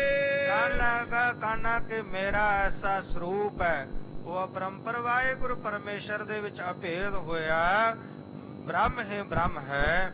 ਸੋ ਇਸ ਪ੍ਰਕਾਰ ਦੇ ਨਾਲ ਜਦੋਂ ਇਹਨੇ ਆਪਣੀ ਰਚਨਾ ਸੁਣਾਈ, ਤੇ ਤੇ ਸਤਿਗੁਰੂ ਪਾਤਸ਼ਾਹ ਜੀ ਨੇ ਦੀ ਰਚਨਾ ਸੁਣੀ ਤੇ ਕਹਿਣ ਲੱਗੇ, ਸਵਈਆ ਚੰਦ ਇਮ ਆਸ਼ੇ ਜਬ ਆਪਨ ਜਨਾਇਓ, ਸ਼੍ਰੀ ਅਰਜਨ ਸੁਨ ਦੀਨ ਹਟਾਏ। ਜਦੋਂ ਇਹਨੇ ਆਪਣਾ ਆਸ਼ਾ ਜਨਾਇਆ, ਆਪਣੀ ਇਹ ਰਚਨਾ ਜਿਹੜੀ ਸੀ ਉਹ ਸੁਣਾਈ, ਤੇ ਸੁਣ ਕੇ ਧੰਨ ਗੁਰੂ ਅਰਜਨ ਦੇਵ ਪਾਤਸ਼ਾਹ ਜੀ ਨੇ ਇਸ ਨੂੰ ਮਨਾ ਕਰ ਦਿੱਤਾ, ਰੋਕ ਦਿੱਤਾ। ਕਿਉਂਕਿ ਜਿਸ ਦੇ ਵਿੱਚ ਹੰਕਾਰ ਦੀ ਬੋਹ ਆਉਂਦੀ ਹੈ, ਜਿਹੜੇ ਬੋਲਾਂ ਦੇ ਵਿੱਚੋਂ, ਉਹ ਆਦਿ ਸ੍ਰੀ ਗ੍ਰੰਥ ਦੇ ਵਿੱਚ ਨਹੀਂ ਸ਼ਾਮਲ ਕੀਤੀ ਜਾ ਸਕਦੀ। ਉਹੀ ਦੇ ਤੋਂ ਭਾਵ ਸੀ ਕਿ ਮੈਂ ਹੀ ਬ੍ਰਹਮਾ, ਮੈਂ ਹੀ ਬ੍ਰਹਮਾ, ਬ੍ਰਹਮ ਮੇਰੇ ਸਰੂਪ ਵਿੱਚ ਹੀ ਹੈ। ਸਤਿਗੁਰੂ ਪਾਤਸ਼ਾਹ ਜੀ ਕਹਿਣ ਲੱਗੇ, ਸੋ ਮੁਖ ਜਾਓ ਜਿਤ ਕਹੈ ਠਾਕੁਰ ਜੋਨੀ। ਉਹ ਮੁਖ ਸੜ ਜਾਣਾ ਚਾਹੀਦਾ ਹੈ ਜਿਹੜਾ ਕਹਿੰਦਾ ਕਿ ਉਹ ਪਰਮੇਸ਼ਰ ਜੋਨੀਆਂ ਵਿੱਚ ਆਉਂਦਾ ਹੈ। ਸਤਿਗੁਰੂ ਪਾਤਸ਼ਾਹ ਜੀ ਕਹਿਣ ਲੱਗ, ਜਦੋਂ ਸੁਣੀ ਹੈ ਤੇ ਹੰਕਾਰ ਦੇ ਬੋਲ ਸਨ, ਜਿਹਦੇ ਵਿੱਚ ਹੰਕਾਰ ਦੀ ਬੋਲ ਸੀ, ਸਤਿਗੁਰੂ ਪਾਤਸ਼ਾਹ ਜੀ ਨੇ ਇਸ ਨੂੰ ਹਟਾ ਦਿੱਤਾ, ਰੋਕ ਦਿੱਤਾ ਹੈ। ਹਮਰੇ ਇਹ ਪਰਮਾਨ ਨਾ ਹੋਏ ਹੈ, ਪਟੇ ਸਿੱਖ ਹੰਕਾਰ ਬੜਾਏ। ਸਤਿਗੁਰੂ ਪਾਤਸ਼ਾਹ ਜੀ ਕਹਿਣ ਲੱਗੇ, ਇਹ ਬਾਣੀ ਪ੍ਰਵਾਨਿਤ ਨਹੀਂ ਹੋ ਸਕਦੀ, ਇਹ ਸਤਿਗੁਰੂ ਪਾਤਸ਼ਾਹ ਜੀ ਦੀ ਬਾਣੀ ਨਾਲ ਮੇਲ ਨਹੀਂ ਖਾਂਦੀ। ਬੜਾ ਸਿੱਖ ਹੰਕਾਰ ਵਢਾਏ, ਜਿਹਦੇ ਵਿੱਚ ਹੰਕਾਰ ਦੀ ਬੋਹ ਹੁੰਦੀ ਹੈ ਜਿਹੜੇ ਬੋਲਾਂ ਵਿੱਚੋਂ। ਤੇ ਜਦੋਂ ਕੱਲ ਨੂੰ ਸਿੱਖ ਉਸ ਬਾਣੀ ਨੂੰ, ਇਸ ਰਚਨਾ ਨੂੰ ਪੜ੍ਹਨਗੇ ਤੇ ਉਹਨਾਂ ਦੇ ਅੰਦਰ ਵੀ ਹੰਕਾਰ ਹੀ ਵਧੇਗਾ। ਹੈ ਤੋ ਸਹੀ ਤੋ ਨਰ ਕਲ ਕੇ ਬਿਗਰੇ, ਲਗੇ ਵਿਕਾਰਨ ਧਾਏ।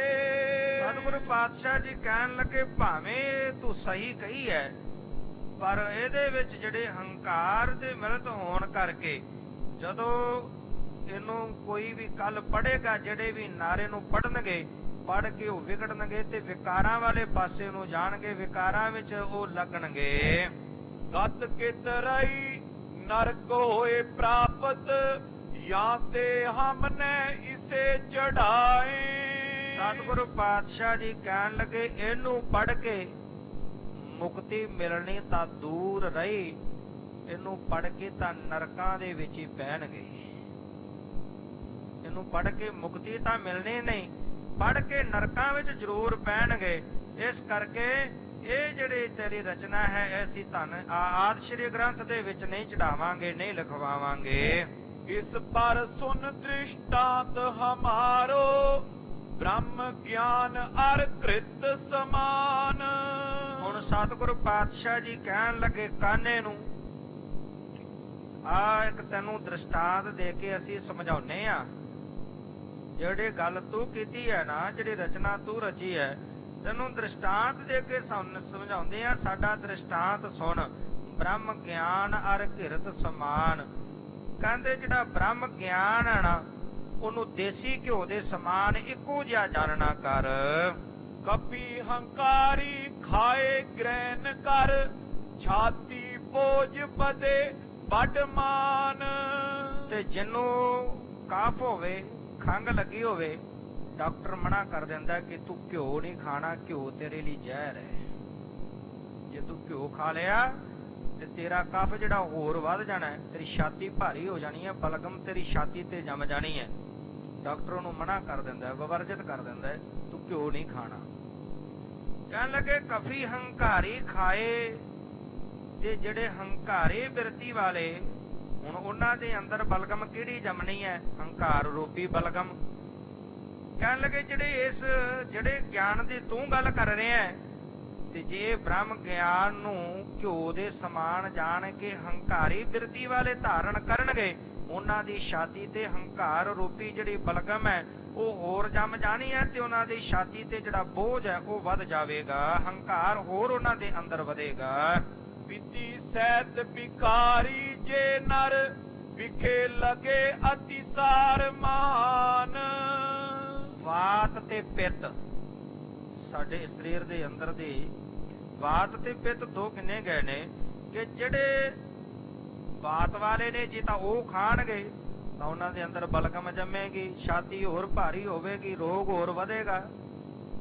ਤੇ ਜਿਹੜੇ ਪਿੱਤੀ ਵਾਲੇ ਨੇ, ਜਿਨ੍ਹਾਂ ਦੇ ਉਹ ਜਿਹੜੇ ਨੇ ਫਿਰ ਇਸ ਘਿਓ ਨੂੰ ਜੇ ਖਾਣਗੇ, ਗਿਆਨ ਰੂਪੀ ਘਿਓ ਨੂੰ ਖਾਣਗੇ, ਤੇ ਕਹਿੰਦੇ ਉਹ ਵਿਕਾਰੀ ਹੋ ਜਾਣਗੇ, ਵਿਕਾਰ ਭੋਗਣ ਲੱਗ ਜਾਣਗੇ। ਜਿਵੇਂ ਪਿੱਤ, ਜਿਹਦੇ ਪਿੱਤੀ ਹੈ, ਜਿਹਦੇ ਸਰੀਰ ਦੀ ਤਾਸ਼ੀਰ, ਜੇ ਉਹ ਘਿਓ ਖਾਵੇਗਾ, ਭਾਵ ਉਹਦੇ ਅੰਦਰ ਪਹਿਲਾਂ ਹੀ ਗਰਮੀ ਹੈ ਤੇ ਘਿਓ ਹੋਰ ਗਰਮ ਹੁੰਦਾ ਹੈ, ਤੇ ਉਹ ਘਿਓ ਜਿਹੜਾ ਉਹਦੇ ਅੰਦਰ ਪਚਣਾ ਨਹੀਂ, ਘਿਓ ਖਾਣ ਦੇ ਨਾਲ ਉਹਨੂੰ ਦਸਤ ਲੱਗ ਜਾਣਗੇ, ਉਹ ਤਕੜਾ ਹੋਣ ਦੀ ਜਗ੍ਹਾ ਹੋਰ ਜ਼ਿਆਦਾ ਕਮਜ਼ੋਰ ਹੋ ਜਾਵੇਗਾ। ਜੋ ਘਿਓ ਖਾਵੇਗਾ, ਜੇ ਘਿਓ ਨੂੰ ਪਚਾ ਹੀ ਨਹੀਂ ਸਕਦਾ, ਉਹਦਾ ਮਿਹਦਾ ਅੰਦਰ ਚੱਲਦਾ ਹੀ ਨਹੀਂ, ਤੇ ਜੇ ਦੇਸੀ ਘਿਓ ਖਾਵੇਗਾ ਤੇ ਘਿਓ ਖਾਣ ਨਾਲ ਉਹਨੂੰ ਪਚਣਾ ਨਹੀਂ ਤੇ ਦਸਤ ਲੱਗਣਗੇ, ਦਸਤ ਲੱਗਣ ਨਾਲ ਸਰੀਰ 'ਚ ਕਮਜ਼ੋਰੀ ਆਵੇਗੀ, ਉਹਨੇ ਤਕੜਾ ਕਿੱਥੋਂ ਹੋਣਾ। ਇਸ ਕਰਕੇ ਜੇ ਇਸ ਤਰ੍ਹਾਂ ਦਾ ਜਿਹੜਾ ਮਨੁੱਖ ਹੈ ਉਹ ਵਿਕਾਰੀ ਬਿਰਤੀ ਵਾਲਾ, ਜੇ ਇਸ ਗਿਆਨ ਨੂੰ ਧਾਰਨ ਕਰੇਗਾ, ਹੋਰ ਜ਼ਿਆਦਾ ਵਿਕਾਰੀ ਹੋ ਜਾਵੇਗਾ, ਵਿਕਾਰਾਂ ਵਿੱਚ ਲੱਗ ਜਾਵੇਗਾ। ਪੁਸ਼ਟ ਹੋਨ ਗਤ ਪ੍ਰਾਪਤ ਹੋਏ ਨਾ, ਰੋਗੀ ਕਸ਼ਟ ਨਰਕ ਪਹਿਚਾਨ। ਤੇ ਹੁਣ ਤਗੜਾ ਹੋਣ ਰੂਪੀ ਜਿਹੜੀ ਮੁਕਤੀ ਹੈ ਉਹ ਪ੍ਰਾਪਤ ਨਹੀਂ ਹੋਣੀ, ਕਿਉਂਕਿ ਘਿਓ ਖਾਣਾ ਤਗੜੇ ਹੋਣ ਵਾਸਤੇ, ਸਿਹਤ ਚੰਗੀ ਬਣੇ, ਸਰੀਰ ਵਿੱਚ ਤਾਕਤ ਆਵੇ, ਬਲ ਵਧੇ। ਤੇ ਜੇ ਉਹ ਘਿਓ ਪਚਦਾ ਹੀ ਨਹੀਂ, ਫਿਰ ਉਹ ਘਿਓ ਸਰੀਰ ਲਈ ਮਾੜਾ ਹੈ, ਉਹਨੇ ਨੁਕਸਾਨ ਕਰਨਾ ਹੈ, ਹੋਰ ਕਮਜ਼ੋਰ ਕਰ ਦੇਗਾ, ਦਸਤ ਲੱਗ ਜਾਣਗੇ। ਇਸੇ ਤਰ੍ਹਾਂ ਜਿਹੜਾ ਬ੍ਰਹਮ ਗਿਆਨ ਨੂੰ ਪਚਾ ਹੀ ਨਹੀਂ ਸਕਦਾ, ਜੇ ਹੁਣ ਸਿੱਧਾ ਬ੍ਰਹਮ ਗਿਆਨ ਉਹਨੂੰ ਦੇ ਦਈਏ, ਉਹਦੇ ਅੰਦਰ ਉਹ ਪਚ ਹੀ ਨਾ ਸਕੇ, ਤੇ ਉਹ ਮੁਕਤੀ ਪ੍ਰਾਪਤ ਕਰਨ ਦੀ ਜਗ੍ਹਾ ਨਰਕਾਂ ਵਾਲੇ ਪਾਸੇ ਨੂੰ ਚਲਾ ਜਾਵੇਗਾ। ਸੁਖ ਤੋ ਰਹਿਓ ਮਹਾ ਦੁਖ ਪਾਵੇ, ਜਾਂ ਤੇ ਹਮਰੇ ਨਹੀਂ ਪ੍ਰਮਾਨ। ਸੁਖ ਪ੍ਰਾਪਤ ਕਰਨਾ ਤਾਂ ਇੱਕ ਪਾਸੇ ਰਿਹਾ, ਉਹਨੂੰ ਦੁੱਖ ਪ੍ਰਾਪਤ ਹੋਵੇਗਾ। ਤੇ ਇਸ ਤਰ੍ਹਾਂ ਦੇ ਨਾਲ ਜਿਹੜਾ ਇਹ ਸਾਡੇ ਕੋਲ ਤੇਰੀ ਰਚੀ ਹੋਈ ਜਿਹੜੀ ਰਚਨਾ ਹੈ, ਇਹ ਪ੍ਰਵਾਨ ਨਹੀਂ, ਕਿਉਂਕਿ ਜਿਹਦੇ ਵਿੱਚੋਂ ਸੁਖ ਤਾਂ ਮਿਲਣਾ ਨਹੀਂ, ਦੁੱਖ ਹੀ ਪ੍ਰਾਪਤ ਹੋਣਾ ਹੈ। ਸੋ ਬ੍ਰਹਮ ਗਿਆਨ ਕ੍ਰਿਤ ਕੋ ਲੈ ਕਰ, ਮਿਸ਼ਰੀ ਭਗਤ ਮਿਲਾਵਨ ਠਾਨ। ਸਤਿਗੁਰ ਪਾਤਸ਼ਾਹ ਜੀ ਦੱਸਣ ਲੱਗੇ ਨੇ ਵੀ ਘਿਓ ਖਾਣਾ ਕਿਵੇਂ ਹੈ, ਉਹ ਕਿਵੇਂ ਪਚ ਸਕਦਾ ਹੈ। ਸਤਿਗੁਰ ਪਾਤਸ਼ਾਹ ਜੀ ਕਹਿਣ ਲੱਗੇ ਘ੍ਰਿਤ ਕੋ ਲੈ ਕਰ ਮਿਸ਼ਰੀ, ਕਹਿੰਦੇ ਬ੍ਰਹਮ ਗਿਆਨ ਰੂਪੀ ਘਿਓ ਲੈਣਾ ਹੈ, ਉਹਦੇ ਵਿੱਚ ਮਿਸ਼ਰੀ ਕਿਹੜੀ ਮਿਲਾਉਣੀ ਹੈ, ਭਗਤੀ ਰੂਪ ਮਿਸ਼ਰੀ ਮਿਲਾਉਣੀ ਹੈ, ਤੇ ਭਗਤੀ ਰੂਪ ਮਿਸ਼ਰੀ ਉਹਦੇ ਵਿੱਚ ਮਿਲਾ ਲੈਣੀ ਹੈ। ਸੁਖਦਾਇਕ ਸਭ ਨਰ ਕੋ ਜਾਨੋ, ਇਸ ਪ੍ਰਕਾਰ ਕਰ ਲੈ ਕਲਿਆਣ। ਆ ਦੇਖਿਆ ਕਿ ਪਿੰਡਾਂ ਵਿੱਚ ਰਹਿੰਦਿਆਂ ਖਾਂਸੀ ਹੋ ਜਾਣੀ ਤੇ ਬਜ਼ੁਰਗ ਮਾਤਾਵਾਂ ਨੇ ਘਿਓ ਵਿੱਚ ਖੰਡ ਸਾੜ ਕੇ ਦੇਣੀ, ਤੇ ਲੈ ਬੇਟਾ ਖਾ ਲੈ, ਤੇਰੀ ਠੀਕ ਹੋ ਜਾਵੇਗੀ। ਰਾਤ ਸਮੇਂ ਕਈ ਵਾਰੀ ਖੰਘ ਦਾ ਜ਼ਿਆਦਾ ਜ਼ੋਰ ਹੋ ਜਾਣਾ, ਤੇ ਉਹ ਘਿਓ ਦੇ ਵਿੱਚ ਸਾੜੀ ਹੋਈ ਖੰਡ ਜਦੋਂ ਲੈ ਲੈਣੀ ਤੇ ਉਹਦੇ ਨਾਲ ਜਿਹੜੀ ਖੰਘ ਸੀ ਉਹ ਟਿਕ ਜਾਂਦੀ ਸੀ। ਸਤਿਗੁਰੂ ਪਾਤਸ਼ਾਹ ਜੀ ਕਹਿਣ ਲੱਗੇ ਇਸ ਤਰ੍ਹਾਂ ਬ੍ਰਹਮ ਗਿਆਨ ਰੂਪੀ ਜਿਹੜਾ ਘਿਓ ਹੈ, ਉਹਦੇ ਵਿੱਚ ਭਗਤੀ ਰੂਪ ਮਿਸ਼ਰੀ ਮਿਲਾ ਲੈਣੀ ਹੈ, ਤੇ ਜਦੋਂ ਭਗਤੀ ਰੂਪ ਮਿਸ਼ਰੀ ਮਿਲਾ ਕੇ ਉਹ ਜਿਹੜਾ ਫਿਰ ਬ੍ਰਹਮ ਗਿਆਨ ਰੂਪੀ ਘਿਓ ਦੇਵਾਂਗੇ ਨਾ, ਉਹ ਸਾਰਿਆਂ ਲਈ ਸੁਖਦਾਇਕ ਬਣ ਜਾਏਗਾ ਤੇ ਮੁਕਤੀ ਕਰਨ ਵਾਲਾ ਹੋਵੇਗਾ। ਅਹੰਗ ਬ੍ਰਹਮ ਤੋ ਔਰ ਮੈਂ ਬਾਸੇ, ਮੁਖ ਤੇ ਕਹੇ ਦਾਸ ਦਾਸਾਨ। ਹਾਂ, ਤੂੰ ਗੱਲ ਕੀਤੀ ਹੈ ਮੈਂ ਉਹੀ ਰੇ ਭਾਵ ਮੈਂ ਹੀ ਬ੍ਰਹਮ ਹਾਂ, ਮੈਂ ਹੀ ਬ੍ਰਹਮ ਹਾਂ। ਇਹ ਗੱਲ ਤਾਂ ਤੇਰੀ ਠੀਕ ਹੈ, ਇਹ ਗੱਲ ਹਿਰਦੇ ਵਿੱਚ ਹੋਵੇ, ਜਿਹੜਾ ਪਰਮੇਸ਼ਰ ਦਾ ਪਿਆਰਾ ਹੈ, ਭਗਤੀ ਕਰਨ ਵਾਲਾ ਹੈ, ਇਹ ਗੱਲ ਉਹਦੇ ਹਿਰਦੇ ਵਿੱਚ ਹੋਵੇ, ਪਰ ਮੁਖ ਤੋਂ ਕੀ ਕਹੇ ਕਿ ਮੈਂ ਤਾਂ ਦਾਸਾਂ ਦਾ ਦਾਸ ਹਾਂ, ਮੈਂ ਤਾਂ ਸੇਵਕਾਂ ਦਾ ਸੇਵਕ ਹਾਂ, ਭਾਵ ਆਪਣਾ ਨਿਮਾਣਾਪਣ, ਨਿਮਰਤਾ ਨੂੰ ਧਾਰਨ ਕਰਕੇ ਰੱਖੇ। ਹੁਣ ਗੁਰਬਾਣੀ ਅੰਦਰ ਅਨੇਕਾਂ ਸ਼ਬਦ ਆਉਂਦੇ ਨੇ, ਦਾਸਾਨ ਦਾਸ, ਸੇਵਕਾਂ ਦੇ ਬਾਬਤ ਪਾਤਸ਼ਾਹ ਨੇ ਜਿੰਨੀ ਬਾਣੀ ਰਚੀ ਹੈ, ਸ਼ਬਦ ਰਚੇ ਨੇ, ਸੇਵਕਾਂ ਦੇ ਬਾਬਤ, ਦਾਸਾਂ ਦੇ ਦਾਸ, ਅਨੇਕਾਂ ਗੁਰੂ ਕੇ ਪ੍ਰਮਾਣ ਸਤਿਗੁਰੂ ਪਾਤਸ਼ਾਹ ਜੀ ਦਿੰਦੇ ਨੇ। ਕਹਿਣ ਲੱਗੇ ਕਿ ਮੈਂ ਬ੍ਰਹਮ ਹਾਂ, ਇਹ ਗੱਲ ਹਿਰਦੇ ਵਿੱਚ ਜ਼ਰੂਰ ਹੋਵੇ, ਮੁਖ ਤੇ ਨਾ ਹੋਵੇ। ਜੇ ਮੁਖ ਤੇ ਹੋਵੇਗੀ ਤੇ ਹੰਕਾਰ ਰੂਪੀ ਬਿਰਤੀ ਹੋਵੇਗੀ, ਫਿਰ ਤਾਂ ਹੰਕਾਰ ਹੋਵੇਗਾ। ਮੁਖ ਤੋਂ ਦਾਸਾਂ ਦਾ ਦਾਸ, ਸੇਵਕਾਂ ਦਾ ਸੇਵਕ ਕਰਕੇ ਜਾਣੇ। ਇਹ ਮਤ ਹਮਰੋ ਮਿਲੇ ਨ ਤੁਮ ਸੋ, ਗ੍ਰੰਥ ਵਿਖੇ ਕਿਮ ਦੇਹ ਲਿਖਾਏ। ਤੇ ਇਹ ਕਾਨਾ ਜੀ ਜਿਹੜੀ ਤੁਹਾਡੀ ਮੱਤ ਹੈ ਇਹ ਸਾਡੀ ਮੱਤ ਨਾਲ ਮੇਲ ਨਹੀਂ ਖਾਂਦੀ, ਇਹ ਗੁਰੂ ਨਾਨਕ ਦੀ ਬਾਣੀ ਨਾਲ ਮੇਲ ਨਹੀਂ ਖਾਂਦੀ, ਗੁਰੂ ਨਾਨਕ ਦੀ ਕਸੌਟੀ ਤੇ ਖਰੇ ਨਹੀਂ ਉਤਰਦੀ। ਇਸ ਕਰਕੇ ਇਹਨੂੰ ਕਿਵੇਂ ਲਿਖਵਾ ਦਈਏ, ਇਹ ਗ੍ਰੰਥ ਵਿੱਚ ਨਹੀਂ ਲਿਖੀ ਜਾ ਸਕਦੇ। ਸ਼ਬਦ ਵਿਰੋਧੀ ਮਿਲੇ ਨਾ ਇੱਕ ਥਲ, ਰਾਖੋ ਆਪ ਲਿਖੋ ਕਿਤ ਥਾਏ। ਦੋ ਵਿਰੋਧੀ ਤੱਤ ਇੱਕ ਜਗ੍ਹਾ ਤੇ ਇਕੱਠੇ ਨਹੀਂ ਰਹਿ ਸਕਦੇ, ਦੋ ਵਿਰੋਧੀ ਗੱਲਾਂ ਹੋਣ ਉਹ ਇੱਕ ਜਗ੍ਹਾ ਤੇ ਇਕੱਠੀਆਂ ਨਹੀਂ ਰਹਿ ਸਕਦੀਆਂ। ਇਸ ਕਰਕੇ ਪਾਤਸ਼ਾਹ ਜੀ ਕਹਿਣ ਲੱਗੇ ਜਿਹੜੇ ਇਹ ਵਿਰੋਧੀ ਸ਼ਬਦ ਨੇ ਇਹ ਇੱਕ ਥਾਂ ਤੇ ਇਕੱਠੇ ਨਹੀਂ ਰਹਿ ਸਕਦੇ। ਰਾਖੋ ਆਪ, ਕਹਿੰਦੇ ਇਹ ਰਚਨਾ ਜਿਹੜੀ ਤੁਸੀਂ ਰਚੀ ਹੈ ਨਾ, ਇਹ ਸੁਣਾਇਆ ਹੈ, ਰਚਨਾ ਸੁਣਾਈ ਹੈ, ਇਹਨੂੰ ਆਪਣੇ ਕੋਲ ਹੀ ਰੱਖ ਲਵੋ, ਹੋਰ ਕਿਤੇ ਜਾ ਕੇ ਇਹਨੂੰ ਤੁਸੀਂ ਲਿਖਵਾ ਲੈਣਾ। ਗੁਰ ਕਰ ਨਮਰ ਥਾਨ ਮੈਂ ਜਾਨੋ, ਨਮਰ ਹੋਏ ਸੋ ਮਿਲ ਕਰ ਜਾਏ। ਗੁਰੂ ਨਾਨਕ ਦਾ ਘਰ ਨਿਮਰਤਾ ਦਾ ਘਰ ਹੈ, ਇਹਨੂੰ ਨੀਵਾ ਕਰਕੇ ਜਾਣੋ, ਇੱਥੇ ਨਿਮਰਤਾ ਹੈ। ਹਰਮੰਦਰ ਸਾਹਿਬ ਆਪਾਂ ਪਹੁੰਚਦੇ ਆਂ ਦਰਸ਼ਨ ਕਰਨ ਵਾਸਤੇ ਤੇ ਉੱਥੇ ਪੌੜੀਆਂ ਉਤਰ ਕੇ ਥੱਲੇ ਜਾਣਾ ਪੈਂਦਾ ਹੈ। ਨੀਵੇਂ ਥਾਂ ਤੇ ਹਰਮੰਦਰ ਸਾਹਿਬ ਜੀ ਦਾ ਭਾਵ ਹੈ ਨਿਮਰਤਾ। ਤੇ ਜਦੋਂ ਅਕਾਲ ਤਖਤ ਸਾਹਿਬ ਤੇ ਜਾਈਏ ਉਦੋਂ ਪੌੜੀਆਂ ਚੜ੍ਹ ਕੇ ਜਾਈਦਾ, ਉਹ ਸ਼ਕਤੀ ਦਾ ਪ੍ਰਤੀਕ ਹੈ, ਇਧਰ ਭਗਤੀ ਦਾ ਪ੍ਰਤੀਕ ਹੈ, ਇਧਰ ਨਿਮਰਤਾ ਰੱਖੀ ਹੈ। ਹੁਣ ਕਹਿਣ ਲੱਗੇ ਕਿ ਗੁਰੂ ਨਾਨਕ ਦਾ ਘਰ ਜਿਹੜਾ ਹੈ ਇਹਨੂੰ ਨੀਵਾ ਕਰਕੇ ਜਾਣੋ, ਨਿਮਰਤਾ ਦਾ ਘਰ ਜਾਣੋ। ਤੇ ਜਿਹੜਾ ਨੀਵਾ ਹੋ ਕੇ ਆਉਂਦਾ ਹੈ, ਨਿਮਰਤਾ ਧਾਰਨ ਕਰਕੇ ਆਉਂਦਾ ਹੈ, ਉਹ ਗੁਰੂ ਨਾਨਕ ਦੇ ਘਰ ਦੇ ਵਿੱਚ ਮਿਲ ਕੇ ਇੱਕਮਿਕ ਹੋ ਜਾਂਦਾ, ਉਹ ਮਿਲ ਜਾਂਦਾ, ਪ੍ਰਵਾਨ ਹੋ ਜਾਂਦਾ ਹੈ। ਊਚੋ ਸਦਾ ਤਰਾਸ ਕੋ ਪਾਵੇ, ਵਾਯੂ ਆਦ ਤੇ ਸੰਕਟ ਪਾਏ। ਤੇ ਜਿਹੜਾ ਆਪਣੇ ਆਪ ਨੂੰ ਉੱਚਾ ਸਦਾਉਂਦਾ ਹੈ ਕਿ ਮੇਰੇ ਵਰਗਾ ਤਾਂ ਕੋਈ ਹੈ ਹੀ ਨਹੀਂ, ਮੈਂ ਸਾਰਿਆਂ ਤੋਂ ਉੱਚਾ, ਤੇ ਕਹਿਣ ਲੱਗੇ ਉਹ ਸਦਾ ਹੀ ਦੁੱਖ ਪਾਉਂਦਾ ਹੈ। ਉੱਚੇ ਰੁੱਖ ਨੇ ਤੇ ਜਦੋਂ ਤੇਜ਼ ਹਵਾ ਚੱਲਦੀ ਹੈ ਨਾ, ਉੱਚੇ ਰੁੱਖ ਦੇ ਉੱਤੋਂ ਟਾਹਣ ਜਿਹੜੇ ਨੇ ਉੱਪਰਲਾ ਸਿਖਰਲਾ ਪਾਸਾ ਤੋੜ ਕੇ ਜ਼ਮੀਨ ਦੇ ਸੁੱਟ ਦਿੰਦੀ ਹੈ। ਕਹਿੰਦੇ ਇਸ ਕਰਕੇ ਜਿਹੜੇ ਆਪਣੇ ਆਪ ਨੂੰ ਉੱਚੇ ਗਿਣਦੇ ਨੇ ਤੇ ਜਿਵੇਂ ਹਵਾ ਚੱਲਣ ਦੇ ਨਾਲ ਉੱਚੇ ਦਰਖਤ ਦੁੱਖ ਪਾਉਂਦੇ ਨੇ, ਇਸ ਤਰ੍ਹਾਂ ਉਹ ਦੁੱਖ ਪਾਉਂਦੇ ਹਨ। ਬਚਨ ਬਿਲਾਸ ਸੁਨੇ ਜਬ ਗੁਰ ਕੇ, ਉੱਤਰ ਫੁਰਿਓ ਨਾ ਰਹਿਓ ਵਿਚਾਰ। ਜਦੋਂ ਸਤਿਗੁਰੂ ਪਾਤਸ਼ਾਹ ਜੀ ਨੇ ਇਸ ਪ੍ਰਕਾਰ ਦੇ ਨਾਲ ਬਚਨ ਕਹੇ, ਉਦਾਹਰਨਾਂ ਦੇ ਕੇ ਸਤਿਗੁਰੂ ਪਾਤਸ਼ਾਹ ਜੀ ਨੇ ਸਮਝਾਇਆ, ਜਦੋਂ ਦੱਸਿਆ ਤੇ ਹੁਣ ਇਹਨੂੰ ਅੱਗੋਂ ਕੋਈ ਗੱਲ ਨਹੀਂ ਆਉੜੀ, ਕਾਨੇ ਨੂੰ ਕੋਈ ਬਚਨ ਨਹੀਂ ਫੁਰਿਆ, ਤੇ ਹੁਣ ਹਿਰਦੇ ਦੇ ਵਿੱਚ ਵਿਚਾਰਨ ਲੱਗਾ। ਸਭਾ ਵਿਖੇ ਖਿਜ ਕਰ ਰਿਸ ਧਾਰੀ, ਲਾਲ ਬਿਲੋਚਨ ਕਰ ਤਿਸ ਬਾਰ। ਹੰਕਾਰੀ ਬਿਰਤੀ ਤਾਂ ਪਹਿਲਾਂ ਹੀ ਧਾਰਨ ਕੀਤੀ ਹੋਈ ਸੀ, ਮਨ ਅੰਦਰ ਤਾਂ ਹੰਕਾਰ ਭਰਿਆ ਹੋਇਆ ਸੀ ਪਹਿਲਾਂ ਹੀ ਬਹੁਤ ਜ਼ਿਆਦਾ।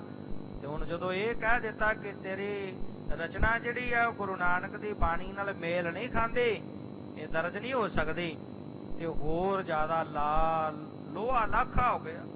ਸੰਗਤ ਦੇ ਵਿੱਚ ਬੈਠਿਆਂ ਨੇ ਲਾਲ ਅੱਖਾਂ ਕਰ ਲੀਆਂ, ਤੇ ਲਾਲ ਅੱਖਾਂ ਆ ਕੇ ਬੜਾ ਗੁੱਸੇ ਦੇ ਵਿੱਚ ਭਰਿਆ ਹੋਇਆ ਬੋਲਿਆ, ਸਭ ਮੈਂ ਕਰਿਓ ਨਿਰਾਦਰ ਮੇਰੋ, ਆਇਓ ਲਖ ਨਾ ਕਰਿਓ ਸਤਕਾਰ।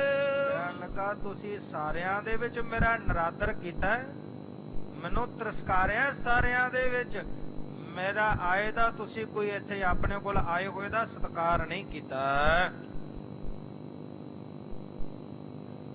ਜੁਗਤ ਉਗਤ ਕਰ ਸ਼ਬਦ ਹਟਾਇਓ, ਸਭ ਵੇਦਨ ਕੋ ਜਿਸ ਮੈਂ ਸਾਰ। ਤੁਸੀਂ ਉਕਤੀ ਜੁਗਤੀ ਭਾਵ ਟਾਲ ਮਟੋਲ ਕਰਕੇ ਮੇਰਾ ਸ਼ਬਦ ਜਿਹੜਾ ਹੈ ਉਹ ਲਿਖਣ ਤੋਂ ਟਾਲ ਦਿੱਤਾ ਹੈ। ਜਿਹਦੇ ਵਿੱਚ ਬ੍ਰਹਮ ਗਿਆਨ ਦੀ ਗੱਲ ਕੀਤੀ ਹੈ ਮੈਂ, ਜਿਹਦੇ ਵਿੱਚ ਵੇਦਾਂ ਦਾ ਸਾਰਾ ਤੱਤ ਸਾਰ ਹੈ ਮੇਰੀ ਰਚਨਾ ਦੇ ਵਿੱਚ, ਉਹ ਲਿਖਣ ਤੋਂ ਇਨਕਾਰ ਕਰ ਦਿੱਤਾ, ਤੁਸੀਂ ਟਾਲ ਮਟੋਲ ਕਰ ਦਿੱਤੀ ਹੈ। ਕਹਿਤ ਪਇਓ ਅਬ ਸੇਹੋ ਸਰਾਪ ਮਮ, ਤ੍ਰਿਸ ਕਾਰਨ ਕੋ ਲਿਓ ਫਲ ਪਾਏ। ਹੰਕਾਰੀ ਹੁਣ ਬੋਲਣ ਲੱਗਾ, ਕਹਿਣ ਲੱਗਾ ਚੰਗਾ ਜੇ ਤੁਸੀਂ ਮੈਨੂੰ ਸਤਿਕਾਰ ਨਹੀਂ ਦਿੱਤਾ, ਮੇਰੀ ਜੋ ਰਚਨਾ ਉਹ ਨਹੀਂ ਦਰਜ ਕਰ ਰਹੇ, ਤੇ ਫਿਰ ਮੇਰਾ ਜਿਹੜਾ ਸ਼ਰਾਪ ਹੈ ਨਾ ਉਹ ਤੁਸੀਂ ਸਹਿਣਾ ਕਰੋ। ਮੈਂ ਤੁਹਾਨੂੰ ਸ਼ਰਾਪ ਦਿੰਦਾ, ਤੁਸੀਂ ਉਹਦਾ ਜ਼ਰੂਰ ਫਲ ਭੁਗਤੋਗੇ, ਫਲ ਤੁਹਾਨੂੰ ਪਾਣਾ ਪਵੇਗਾ। ਤੁਮਰੋ ਹੋਏ ਨਿਰਾਦਰ ਅਤਿਸ਼ੈ, ਤੁਰਕਨ ਕਰਤੇ ਮਿਲੇ ਸਜਾਏ। ਕਹਿਣ ਲੱਗਾ ਤੁਹਾਡਾ ਸੰਸਾਰ ਦੇ ਵਿੱਚ ਬਹੁਤ ਨਿਰਾਦਰ ਹੋਵੇਗਾ ਤੇ ਤੁਰਕਾਂ ਦੇ ਘਰ ਵੱਲੋਂ ਤੁਹਾਨੂੰ ਸਜ਼ਾ ਮਿਲੇਗੀ। ਜੈ ਸਜਾਏ ਤੇ ਪ੍ਰਾਨ ਵਿਨਾਸ਼ੈ ਪਰੋ ਰਿਪਨ ਬਸ ਜੇ ਦੁਖ ਦਾਏ। ਤੇ ਜਿਹੜੇ ਸਜ਼ਾ ਤੁਹਾਨੂੰ ਮਿਲੇਗੀ ਉਹਦੇ ਨਾਲ ਤੁਹਾਡੇ ਪ੍ਰਾਣ ਜਿਹੜੇ ਨੇ ਉਹ ਬਿਨਸ ਜਾਣਗੇ, ਪ੍ਰਾਣ ਤੁਹਾਡੇ ਚਲੇ ਜਾਣਗੇ। ਤੇ ਜਿਹੜਾ ਹੈ ਦੁੱਖ ਤੁਸੀਂ ਦੁਸ਼ਟਾਂ ਦੇ ਕੋਲੋਂ ਉਹ ਸਜ਼ਾ ਜਿਹੜੀ ਹੈ ਪਾਵੋਗੇ, ਤੁਹਾਨੂੰ ਦੁੱਖ ਪਾਉਣਾ ਪਵੇਗਾ।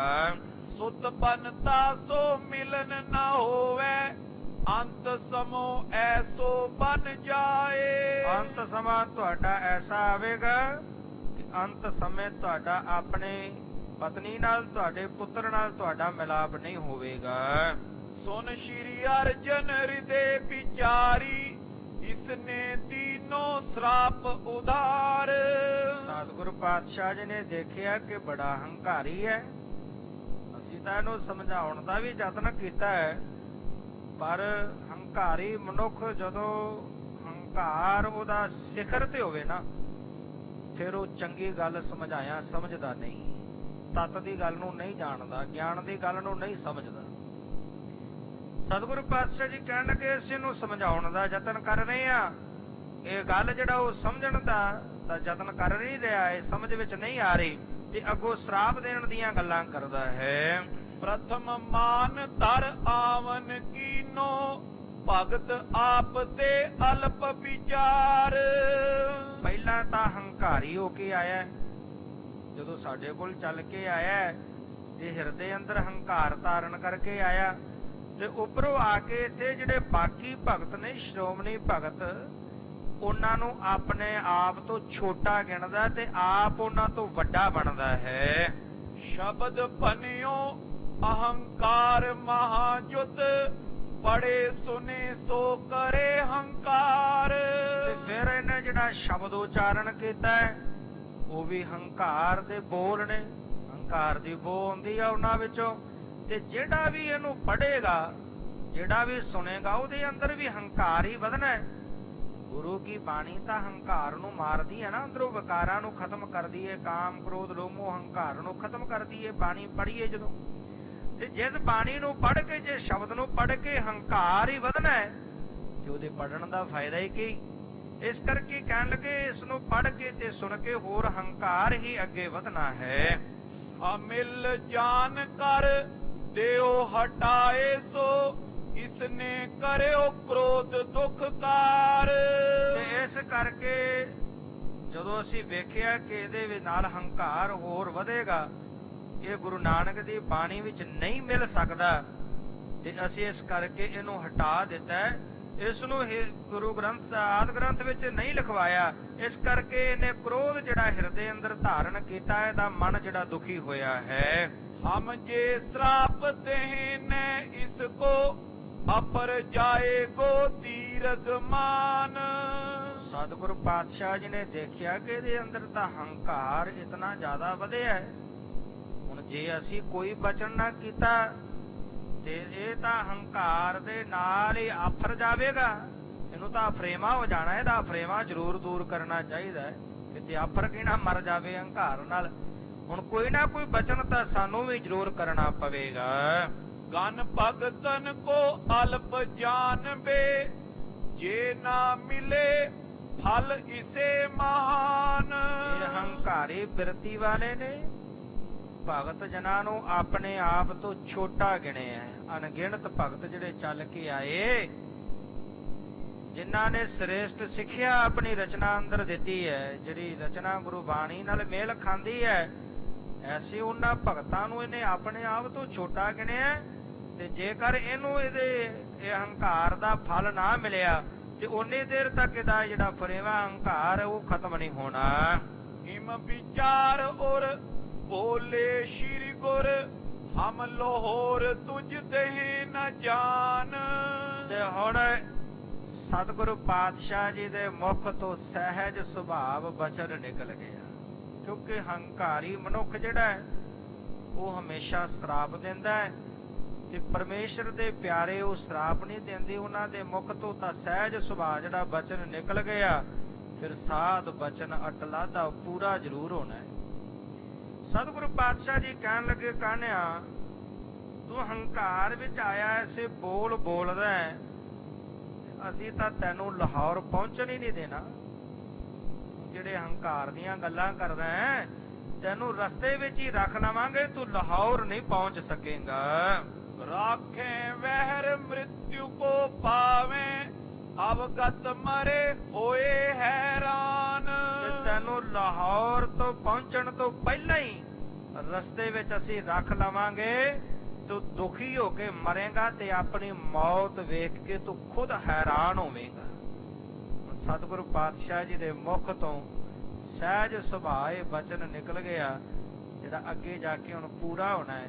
ਕਿਵੇਂ ਫਿਰ ਸਤਿਗੁਰੂ ਪਾਤਸ਼ਾਹ ਜੀ ਦੇ ਬਚਨਾਂ ਨਾਲ ਇਹਦੀ ਮੌਤ ਹੁੰਦੀ ਹੈ, ਤੇ ਕਿਵੇਂ ਬਾਕੀ ਜਿਹੜੇ ਸ਼ਾਹ ਹੁਸੈਨ, ਛੱਜੂ ਤੇ ਪੀਲੂ ਇਹ ਆਪਣੀ ਆਪਣੀ ਰਚਨਾ ਸੁਣਾਉਂਦੇ ਨੇ, ਇਹ ਵੀ ਗੁਰੂ ਨਾਨਕ ਦੀ ਰਚਨਾ ਨਾਲ ਮੇਲ ਨਹੀਂ ਖਾਂਦੀ। ਸਤਿਗੁਰੂ ਪਾਤਸ਼ਾਹ ਜੀ ਇਹਨਾਂ ਨੂੰ ਵੀ ਇਨਕਾਰ ਕਰ ਦਿੰਦੇ ਨੇ। ਇਹ ਆਪਾਂ ਕੱਲ ਦੇ ਪ੍ਰਕਰਨ ਅੰਦਰ ਸਰਵਣ ਕਰਾਂਗੇ। ਸਮੇਂ ਦੇ ਲਿਹਾਜ਼ ਨਾਲ ਇੱਥੇ ਹੀ ਪ੍ਰਕਰਨ ਦੀ ਸਮਾਪਤੀ ਹੈ। ਸਤਿਗੁਰੂ ਪਾਤਸ਼ਾਹ ਜੀ ਦੇ ਪਾਵਨ ਪਵਿੱਤਰ ਇਤਿਹਾਸ ਨੂੰ ਵਾਚਦਿਆਂ ਗੁਰਮਤਿ ਵਿਚਾਰਾਂ ਦੀ ਸਾਂਝ ਪਾਉਂਦਿਆਂ ਹੋਈਆਂ ਬੇਅੰਤ ਭੁੱਲਾਂ ਦੀ ਖਿਮਾ ਕਰਨੀ। ਗੁਰੂ ਪਾਤਸ਼ਾਹ ਗੁਰੂ ਕੀ ਸੰਗਤ ਬਖਸ਼ਣ ਯੋਗ ਹੈ, ਭੁੱਲਾਂ ਨਾ ਚਿਤਾਰਨੀਆਂ। ਅਸੀਸ ਬਖਸ਼ਣੀ ਸਤਿਗੁਰੂ ਪਾਤਸ਼ਾਹ ਜੀ ਅੱਗੇ ਲਈ ਸੁਮਤ ਪ੍ਰਦਾਨ ਕਰਨ।